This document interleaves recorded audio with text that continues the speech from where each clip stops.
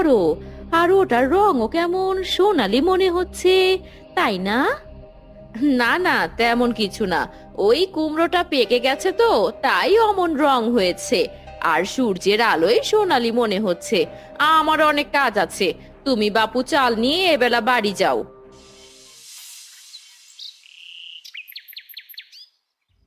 মোড়ল মশাই, আপনি তো বিশ্বাস করছিলেন না, এখন নিজের দু চোখে দেখবেন, চলুন। কানাই সেই কুৎসিত মরা গাছে কিভাবে খাঁটি সোনা ফলেছে। আমার তো সহ্য হচ্ছে না মশাই, আমার বউটাকেও নাকি মিথ্যে বলে তাড়িয়ে দিয়েছে। হুম, খবর তো দেখছি একদম খাঁটি। কানাইয়ের মতো একটা হত দরিদ্র চাষির ঘরের উঠোনে অত বড় ঐশ্বর্য থাকাটা সামাজিকভাবে ঠিক নয়। এটা নিশ্চয় কোনো গুপ্তধনের অংশ, যা সে চুরির মাধ্যমে পেয়েছে। ঠিক ধরেছেন মোড়ল মশাই। কানাই যদি এই সোনা দিয়ে রাজা হয়ে যায়, তবে সে তো আর আমাদের তোয়াক্কাই করবে না। কিছু একটা করা ব্যবস্থা নিন, যাতে ওই জাদুকরি কুমড়োটা আমাদের দখলে আসে। এ মোড়ল মশাই, হরি একদম ঠিক কথাই বলেছে। দেরি করা ঠিক হবে না, আমাদের কাল সকালেই এই কানাইয়ের বাড়ি যাওয়া উচিত।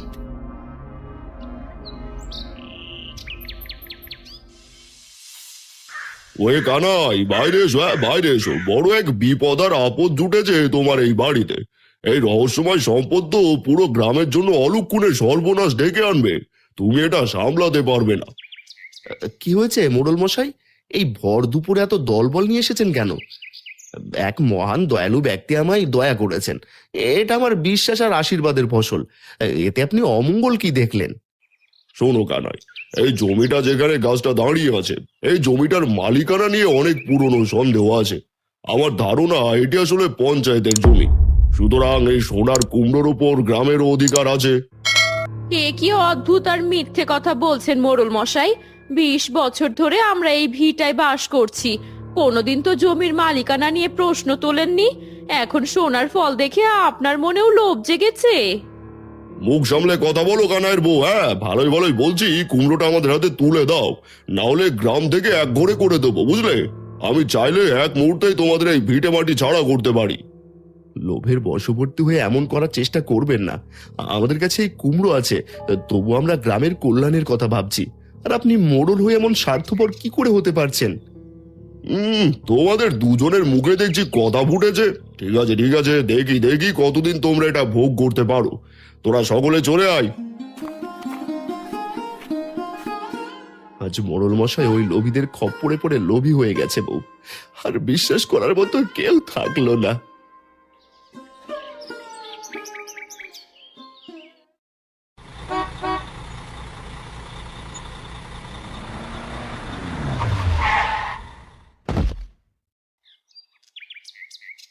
আরে ও হ্যাঁ কানাই ভাই, আমি বিমল শহর থেকে এসেছি।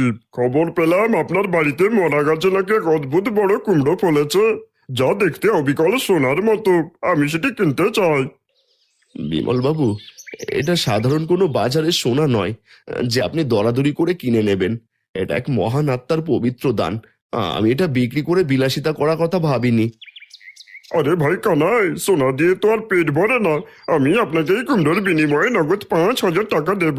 5,000 টাকা মানে বুঝেছেন? আপনার 7 পুরুষ একদম রাজার হালে খেতে পারবে। ভাই, আমরা অভাবী হতে পারি, কিন্তু বোকা নই।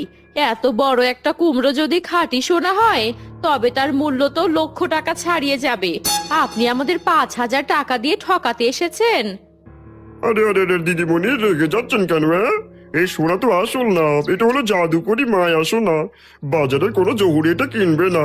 আমি তো আপনাদের ভালোর কথা ভেবে এই ঝুঁকি নিয়ে নিতে চাইছি। পচে গিয়ে মাটি হয়ে গেলেও আমার কোনো আক্ষেপ নেই বিমল বাবু, কিন্তু আপনার মতো ধূর্ত মানুষের কাছে আমি আমার আশীর্বাদ বিক্রি করব না। আমি এই কুমড়ো দিয়ে আমার দরিদ্র গ্রামের উপকার করব। বড্ড একগুঁয়ে লোক তো আপনি। ভালো কথা বলছি, শুনছেন না? ভবিষ্যতে বিপদে পড়লে কিন্তু ওই বিমলের কাছে ছুটে আসতে হবে। হ্যাঁ, তখন আর আমায় খুঁজে পাবেন নাই, বলে রাখছি। বাবা, এই লোকটা এমন করে কথা বলছে কেন? ওর মনে লোভ আছে, আমি স্পষ্ট দেখতে পাচ্ছি। ভোগ বিলাসিতার জন্য এটা বিক্রি করব না আমরা। যেমন বাপ তেমন মেয়ে, অযথা সময় নষ্ট করলাম।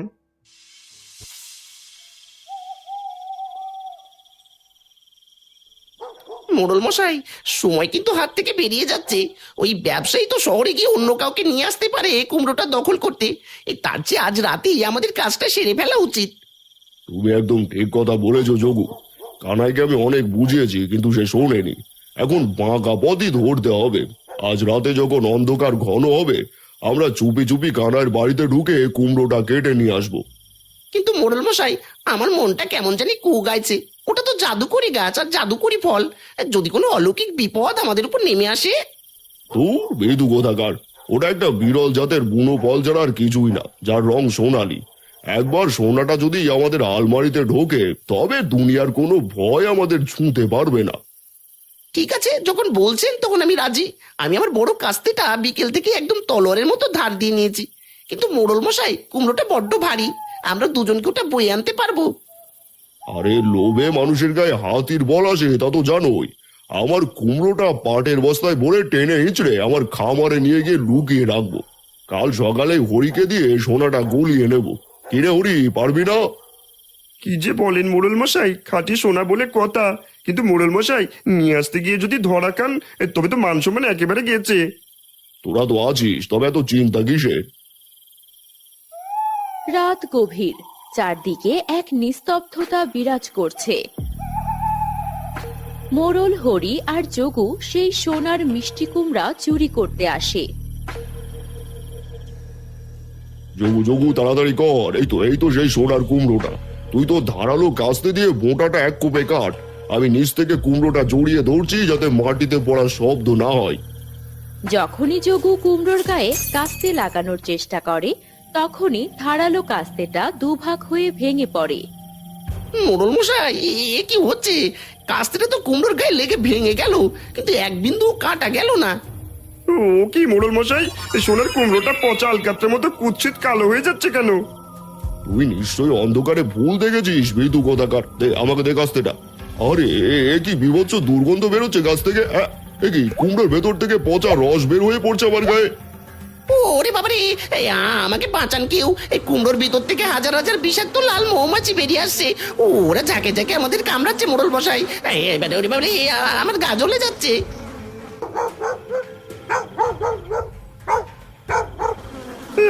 আমি আর আপনার সাথে নেই মোড়ল মশাই। ওরে বাবারে, ও মৌমাছির কামড় যে কত কষ্ট হয়। কে কোথায় আছো? বাঁচাও বাঁচাও আমাকে। পালাও যোগু, জীবন বাঁচাও। এই গাছে তো জ্যান্ত কোনো রাক্ষস। হাজার হাজার মৌমাছি আমার চোখে মুখে হুল ফুটিয়ে দিচ্ছে। কে কে ওখানে?